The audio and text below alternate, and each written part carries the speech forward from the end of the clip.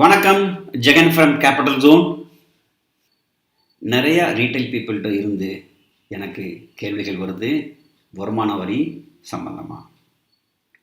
எப்படின்னா, என்ன ITR form நான் யூஸ் பண்ணி என்னோடய வருமான வரியை தாக்கல் பண்ணணும், என்னுடைய நஷ்டத்தை நான் கேரி ஃபார்வர்ட் பண்ணலாமா, சிஏ ஆடிட்டிங் எனக்கு மேண்டேட்ரியா, இப்படி நிறைய கேள்விகள் வருது.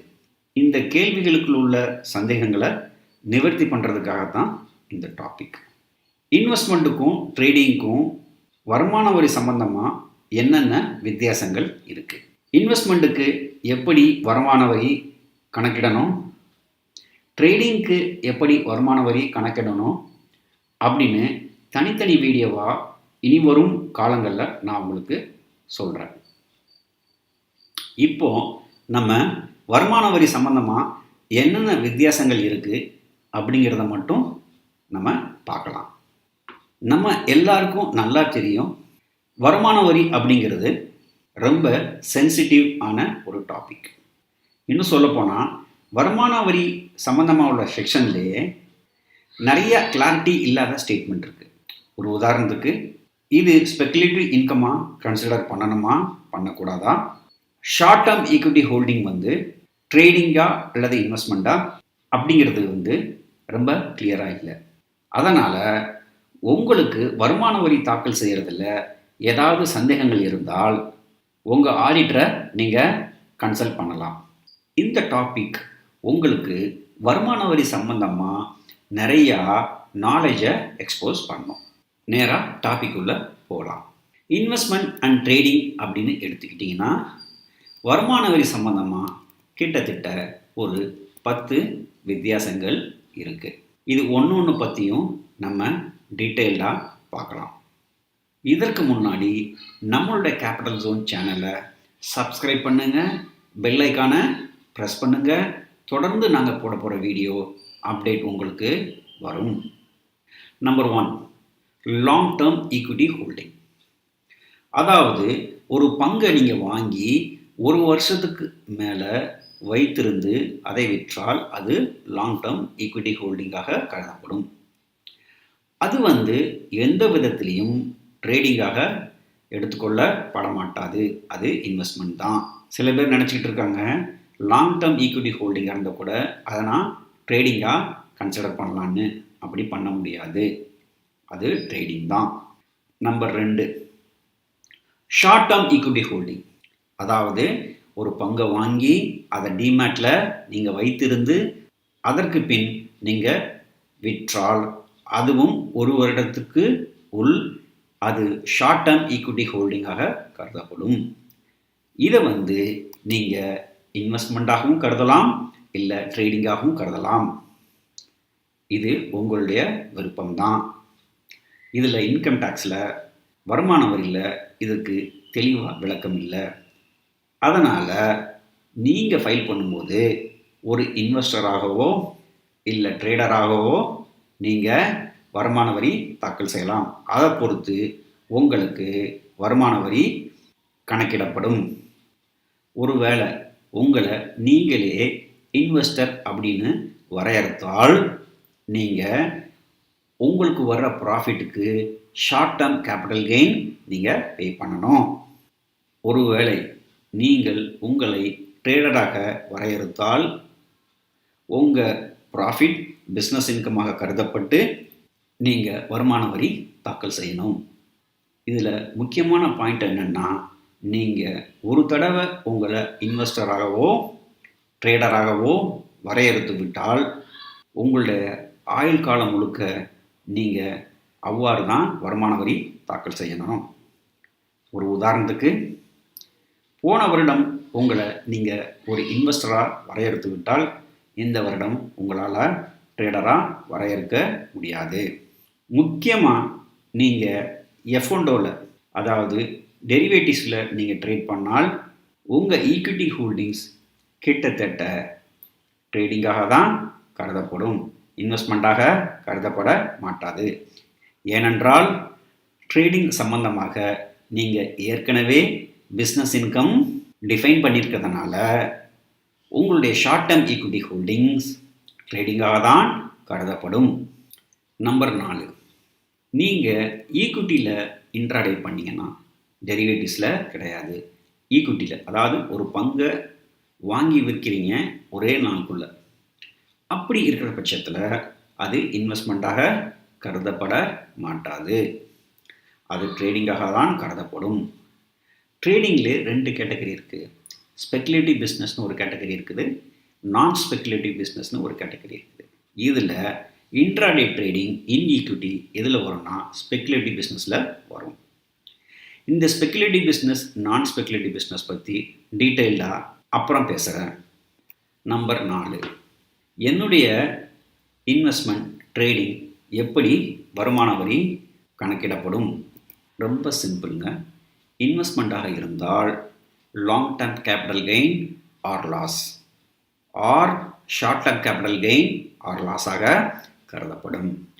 உங்களுடைய ட்ரேடிங்கில் வர்ற வருமானம், அதாவது ப்ராஃபிட், எய்தர் ஸ்பெக்குலேட்டிவ் இன்கமாக கருதப்படும் ஆர் நான் ஸ்பெக்குலேட்டிவ் இன்கமாக கருதப்படும். இந்த ஸ்பெக்குலேட்டிவ் இன்கம் அண்ட் நான் ஸ்பெக்குலேட்டிவ் இன்கம் 2 இருக்கு இல்லையா, இது உங்கள் டோட்டல் இன்கமில் சேர்த்து விடுவார்கள். அதை பொறுத்து தான் நீங்கள் வருமான வரி தாக்கல் பண்ணணும். ஆக ட்ரேடிங்கை பொறுத்த மட்டில் அது பிஸ்னஸ் இன்கம். இன்வெஸ்ட்மெண்ட் பொறுத்த மட்டில் long term or short term capital gain or loss. நம்பர் 5, சிஏ ஆடிட்டிங் நான் பண்ணணுமா அப்படின்னு தான் நிறையா பேர் கேட்குறாங்க. இன்வெஸ்ட்மெண்ட்டுக்கு இது தேவை கிடையாது. ஏன்னா இன்வெஸ்ட்மெண்ட் வந்து பிஸ்னஸ் இன்கம் கிடையாது. ஆனால் ட்ரேடிங் வந்து பிஸ்னஸ் இன்கம். பிஸ்னஸ் இன்கம் அப்படின்னு சொல்லிட்டாலே சில ஸ்பெசிஃபிக் கேசஸில் மட்டும்தான் நீங்கள் சிஏ ஆடிட் பண்ணணும். அது என்னன்னு பார்த்தீங்கன்னா, உங்கள் டேர்ன் ஓவர் 2 கோடிக்கு மேலே இருந்தால் நீங்கள் சிஏ ஆடிட்டிங் பண்ணணும். இந்த டேர்ன் ஓவர் பற்றி இன்னொரு வீடியோவில் நான் விளக்கமாக சொல்கிறேன். ஒருவேளை நீங்கள் லாஸ் பண்ணியிருந்தா கூட, அதாவது ட்ரேடிங்கில் லாஸ் பண்ணியிருந்தா கூட, நீங்கள் கண்டிப்பாக சிஏ ஆடிட்டிங் பண்ணியே ஆக வேண்டும். ஆனால் இன்வெஸ்ட்மெண்ட்டில் லாஸ் பண்ணால் நீங்கள் சிஏ ஆடிட்டிங் பண்ண தேவையில்லை. நம்பர் 6, எந்த ஐடிஆர் ஃபார்ம் பயன்படுத்தி என்னுடைய வருமான வரியை தாக்கல் பண்ணணும் அப்படிங்கிறது. பொதுவாக பார்த்தீங்கன்னா, சம்பளம் வாங்குறவங்க ஐடிஆர் 1 பயன்படுத்துவாங்க. சம்பளம் வாங்கி நீங்கள் முதலீடு பண்ணுறதா இருந்தால் நீங்கள் ஐடிஆர் 2 பயன்படுத்தி உங்கள் வருமான வரியை தாக்கல் செய்யணும். ஒருவேளை நீங்கள் ட்ரேடிங் செய்தால் நீங்கள் ஐடிஆர் 3 அப்படிங்கிற ஃபார்ம் பயன்படுத்தி நீங்கள் வருமான வரி தாக்கல் பண்ணலாம். ஒருவேளை நீங்கள் இன்வெஸ்டர் ப்ளஸ் ட்ரேடராக இருந்தால் நீங்கள் ஐடிஆர் 3 தான் பயன்படுத்தணும். ஐடிஆர் 4 அப்படிங்கிறது ஒரு ஸ்பெஷல் செக்ஷன். இதை பற்றி நான் இன்னொரு வீடியோவில் நான் விளக்கமாக சொல்கிறேன். நம்பர் 7, என்னுடைய செலவுகளை நான் வந்து கிளைம் பண்ணலாமா அப்படின்னு பார்த்தீங்கன்னா, இன்வெஸ்ட்மெண்ட்டாக இருந்தால் நீங்கள் பண்ண முடியாது. ட்ரேடிங்காக இருந்தால் நீங்கள் எல்லா செலவுகளையும் நீங்கள் கிளைம் பண்ணலாம். அது எந்த செலவாக இருந்தாலும் பரவாயில்ல, அது ட்ரேடிங் சம்மந்தப்பட்டதாக இருந்தால் நீங்கள் கண்டிப்பாக நீங்கள் கிளைம் பண்ணலாம். ஏனென்றால் ட்ரேடிங் வந்து ஒரு பிஸ்னஸ் இன்கம். நம்பர் 8, இதுதான் பெரும்பாலான ரீட்டைல் பீப்புள் எதிர்பார்க்குறது. எனக்கு நிறைய லாஸ் இருக்குது, அந்த லாஸை என்னுடைய salary, rental income, business income இதில் நான் ஆப்செட் பண்ணிக்கலாமா அப்படின்னு கேட்பாங்க. இன்வெஸ்ட்மெண்ட்டை பொறுத்த மட்டும் நீங்கள் எந்த ஆப்செட்டும் பண்ண முடியாது. இன்வெஸ்ட்மெண்ட்டை பொறுத்த மட்டும் நீங்கள் எந்த விதமான ஆப்செட்டும் பண்ண முடியாது. ஆனால் ட்ரேடிங்கை பொறுத்த மட்டும் உங்கள் சம்பளத்தை தவிர, சேலரியை தவிர நீங்கள் எல்லாத்தையுமே இங்கே ஆப்செட் பண்ண முடியும். சம்பளத்தை எந்த காரணம் கொண்டும் இன்வெஸ்ட்மெண்ட்லேயோ ட்ரேடிங்லேயோ ஆப்செட் பண்ண முடியாது. இது பெரும்பாலான ரீட்டைல் பீப்புளுக்கு ஒரு ஏமாற்றமாக தான் இருக்கும். நம்பர் 9, அட்வான்ஸ் டேக்ஸ் நான் கண்டிப்பாக செலுத்த வேண்டுமா? ட்ரேடராக இருந்தால் கண்டிப்பாக நீங்கள் செலுத்த வேண்டும். ஒருவேளை நீங்கள் அட்வான்ஸ் டேக்ஸ் மிஸ் பண்ணிட்டீங்கன்னா வட்டியோடு சேர்த்து நீங்கள் வருமான வரி செலுத்த வேண்டும். இன்வெஸ்ட்மெண்ட் பொறுத்த மட்டில் ஷார்ட் டேர்ம் கேபிட்டல் கெயினுக்கு மட்டும் நீங்கள் அட்வான்ஸ் டேக்ஸ் பே பண்ணால் போதும். லாங் டேர்ம் கேபிட்டல் கெயினுக்கு அட்வான்ஸ் டேக்ஸ் கிடையாது. நம்பர் 10,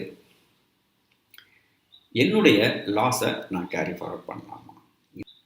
இன்வெஸ்ட்மெண்ட்டுக்கு ஆமாம், 8 வருஷத்துக்கு நீங்கள் கேரி ஃபார்வர்ட் பண்ணலாம்.